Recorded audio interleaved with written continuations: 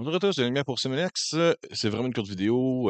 Pour les gens qui me connaissent, savent que j'ai pas été un fan du remake de Dune première partie. J'avais beaucoup d'enthousiasme et d'attente suite au visionnement spécial que j'avais eu en IMAX. Par la suite, j'ai eu la chance de convaincre ma conjointe d'aller voir un dimanche soir le premier week-end Dune. J'avais même dit, écoute, si t'aimes pas ça, au pire, je te repaye ton billet. Puis j'ai repayé son billet parce que même moi, j'ai été atrocement déçu. Le film est beau, j'ai toujours dit ça, j'ai été en accord avec mon beau-frère Carl qui adore cet univers de Dune.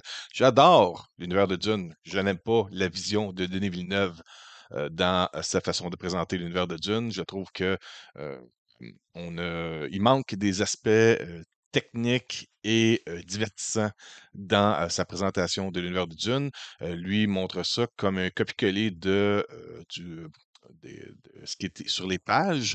Et malheureusement, on dirait que ça, c'est mon point de vue. Vous pouvez totalement être en désaccord et je pense que je fais partie de la minorité, mais j'ai mon OK, je vais faire une explication un peu.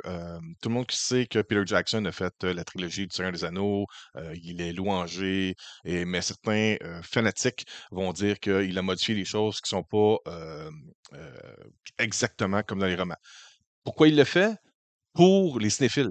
Il modifie des segments afin d'équilibrer les trois films du Seigneur des Anneaux, afin que chaque film ait son lot d'émotions, de jeux d'acteurs, de cinématographie, de divertissement, d'intérêt, d'action, d'effets visuels équilibrés entre chacun des films afin d'avoir une saga qui se tient. Tout le monde va dire moi j'aime le premier, le troisième, Retour du Roi, les deux tours. Il y a un équilibre.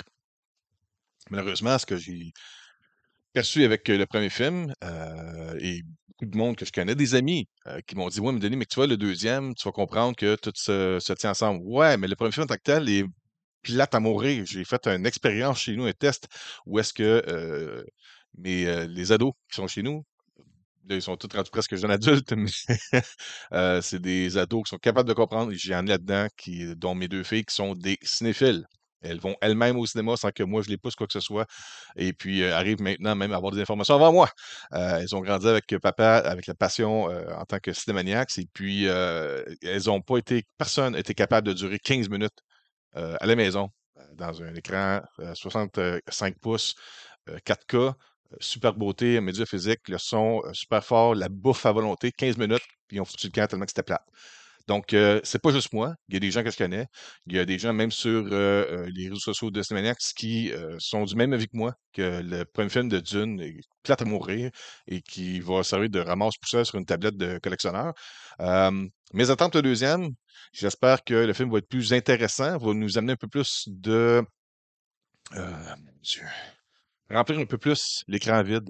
Moi, voir deux personnes dans un stade vide, je trouve pas ça nécessairement intéressant. C'est beau à l'œil, c'est comme rentrer dans un musée et de voir en plein milieu une peinture d'un carré rouge. Il y a un côté artistique. euh, euh, mais il y a pas, c'est rien d'intéressant. Puis c'est ça. J'ai adoré, moi, quand j'étais jeune, la version fuckée de David Lynch. J'ai je me rappelle avoir lu quelques parties des romans en partie.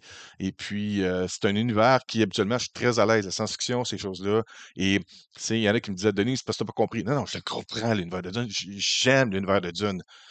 C'est le manque, tant qu'à moi, le manque d'imagination de Denis Villeneuve à transposer les pages en images. Puis le pire, c'est qu'il y en a qui trippent. Fait que tant mieux pour vous. Les films sont subjectifs. C'est ce qui fait qu'on va pouvoir en discuter amicalement, qu'on on aime un film, qu'on déteste un film, qu'on ait des attentes, que l'on soit déçu ou qu'on soit surpris, enthousiaste ou quoi que ce soit. Fait que c'est ça. Là, je voulais juste. Ils viennent de sortir la bande-annonce de Dune deuxième partie, donc j'ai pris le temps de télécharger directement du site de Média pour moi en espérant pas me faire striker par Warner Bros. J'espère voir. J'ai vraiment pas regardé. La bande-annonce, elle est juste. Elle est là, à côté de moi. Elle est téléchargée dans mon système. C'est pas du YouTube, quoi que ce soit. C'est vraiment la bande-annonce officielle, donc la qualité devrait être parfaite pour ça.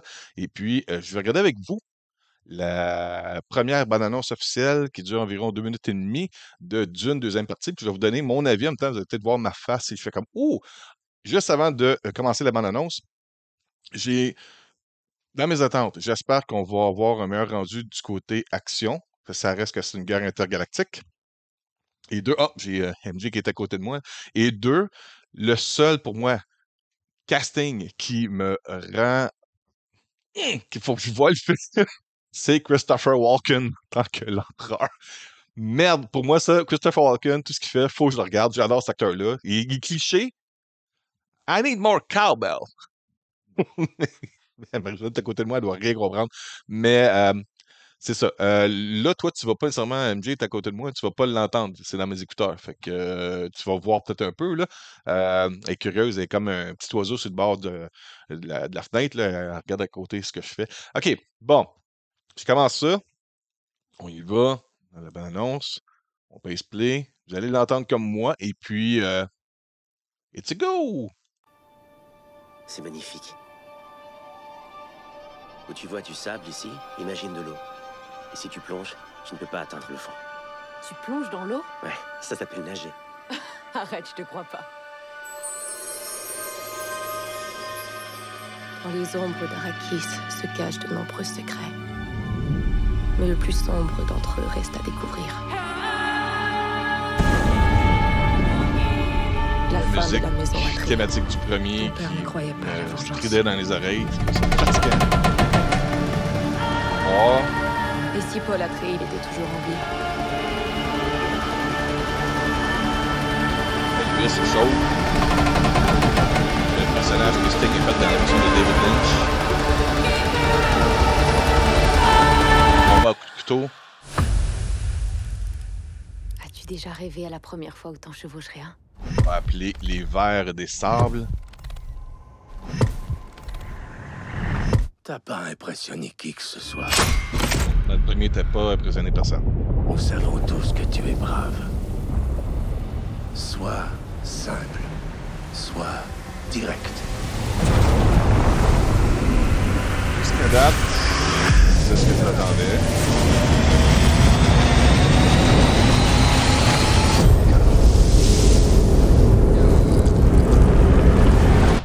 Aucune fantaisie. Ouais, je comprends.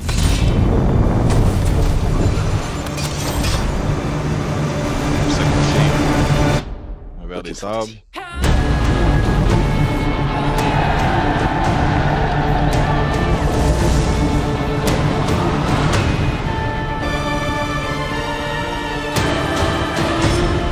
Jamais tu ne me perdras, Paul Atreides.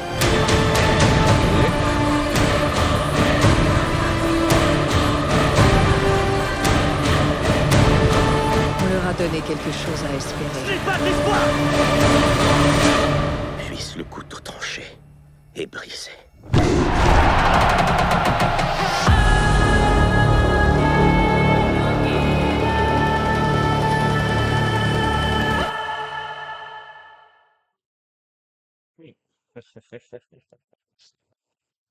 OK.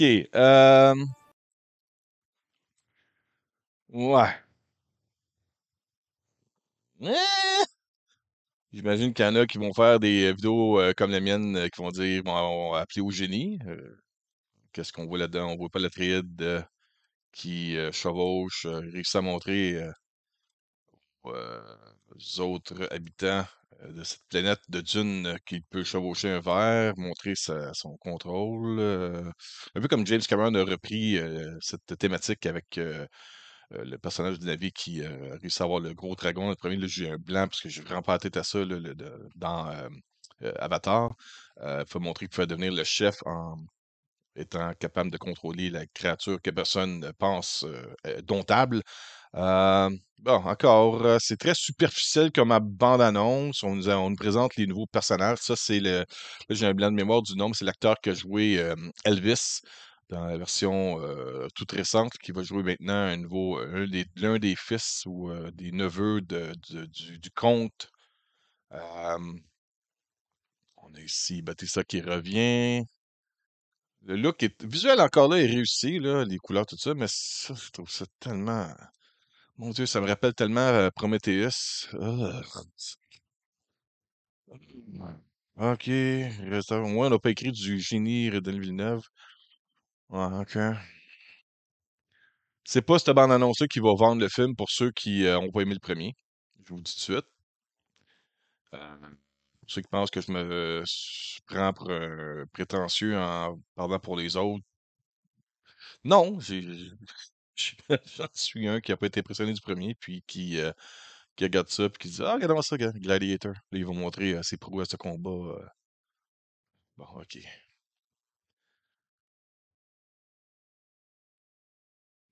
À date, si ça vous vend des billets de cinéma à 20 $ IMAX 3D, moi, c'est passe. Non, ça m'attire vraiment pas. Euh, tu sais, je m'excuse. À date, là, très, très déçu. Si tu voulais me convaincre, Monsieur Villeneuve, si vous voulez me convaincre d'acheter des billets pour aller voir la suite de votre première partie, qui est un somnifère total, peine perdue. Je pense que ça va être un pass. J'imagine qu'avec les studios Warner, on aura peut-être une promotion de quoi de même. Ça me fera plaisir de gâter les gens qui, eux, sont fanatiques et qui trippent sur cette vision-là. Moi, je vais en rester à la version des années 80, aussi weird que ça peut de l'air. J'aime le côté fucké Tim Burton, de David Lynch, mais la version de Lynch, en réalité, ouais, il a sa propre vision là, de l'original, euh, euh, que j'aurais aimé cette version-là être plus allongée, plus étendue, mettons, en trilogie. Mais bon, écoutez, ça va rejoindre, j'imagine, un public. Je suis peut-être plus dessus ce public-là, mais bon, un appel du Texas, on va. Hey. Bon, excusez, le téléphone sonne. Le monde se plaint. OK, j'arrête ça là-dessus. Désolé. Passez une bonne journée, bonne semaine et meilleure chance la prochaine fois pour un autre film de science-fiction qui pourra peut-être plus être dans mes goûts. Au revoir.